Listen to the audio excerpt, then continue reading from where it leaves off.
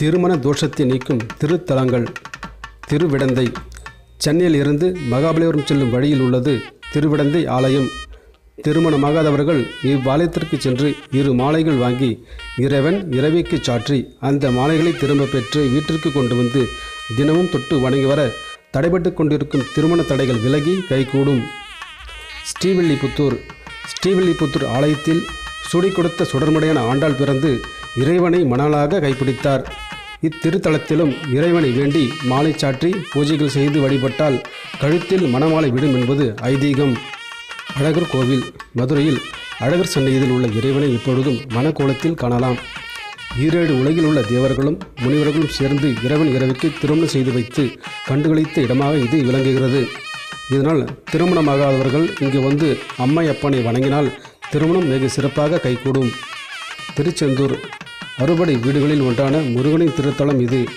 திருமணத்திற்கான பலத்தை கொடுக்கக்கூடிய மங்கள குரு பகவானை இங்கு வந்து முருகனின் அருளை பெற்று சென்றதாக வரலாறு. அது மட்டுமின்றி செவ்வாய் தோஷத்திற்கும் சிறந்த பரிகார ஸ்தலமாக இவ்வாலயம் விளங்குகிறது. எனவே இங்கு சென்று கடலில் நீராடி முருகப்பெருமானை வழிபட்டால் திருமணம் ஆகாதவர்களுக்கு சிறப்பான மனவாழ்க்கை அமையும். திருப்பரங்குன்றம். இங்கு முருகனுக்கு தினமும் திருமண கோலம்தான்.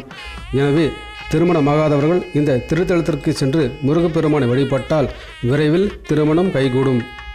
வைத்தீஸ்வரன் கோவில். இங்கு முருகப்பெருமான் முத்துக்குமார சுவாமி என்ற பெயரில் வீற்றிருக்கிறார்.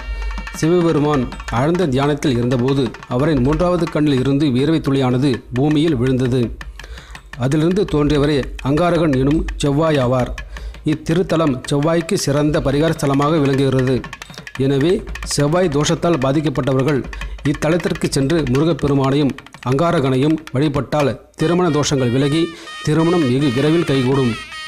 திருநாகேஸ்வரம். ஒருவரின் ஜாதக ரீதியாக கலத்திர தோஷம், புத்திர தோஷம் ஆகியவை நீங்குவதற்கு ராகு பகவானை பூஜிப்பது நல்லது. நவக்கோள்களில் சனியை விட செவ்வாயும், செவ்வாயை விட புதனும், புதனை விட குருவும், குருவை விட சுக்கிரனும், சுக்கிரனை விட சந்திரனும், சந்திரனை விட சூரியனும், இவர்கள் அனைவரை விட ராகு கேதுவும் பல பொருந்தியவர்களாக உள்ளார்கள். சூரிய சந்திரனையே பலமிழக்க செய்யும் ஆற்றல் ராகு கேதுவுக்கு உண்டு. ராகு கேதுவுக்கு ராசி கட்டத்தில் சொந்த வீடு என்றும் எதுவும் இல்லை.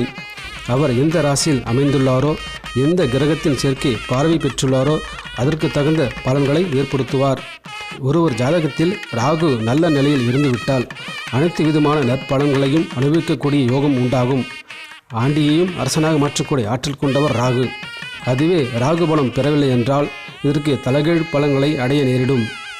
ஒருவரது ஜாதகத்தில் 7ஆம் இடத்தில் ராகு இருந்தாலும், 7ஆம் அதிபதி ராகு நட்சத்திரத்தில் அமைந்திருந்தாலும், திருமண வயதில் ராகு திசை நடைபெற்றாலும் திருமணம் நடைபெற தாமதமாகிறது.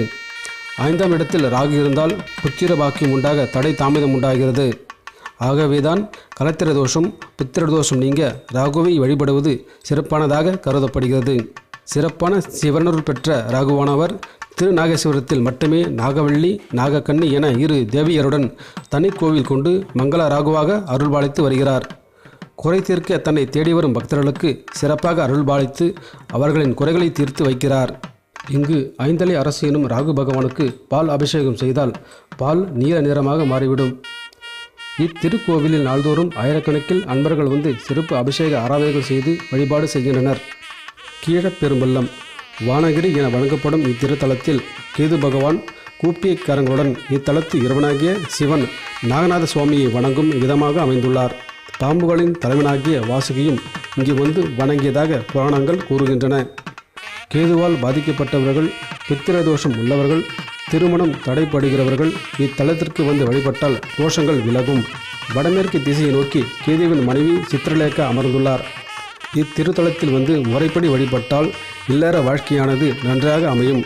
கேதுவால் பாதிக்கப்பட்டவர்கள் இத்திருத்தலத்திற்கு வந்து வழிபட்டால் எல்லா தடைகளும் விலகி சிறப்பான வாழ்க்கை அமையும்.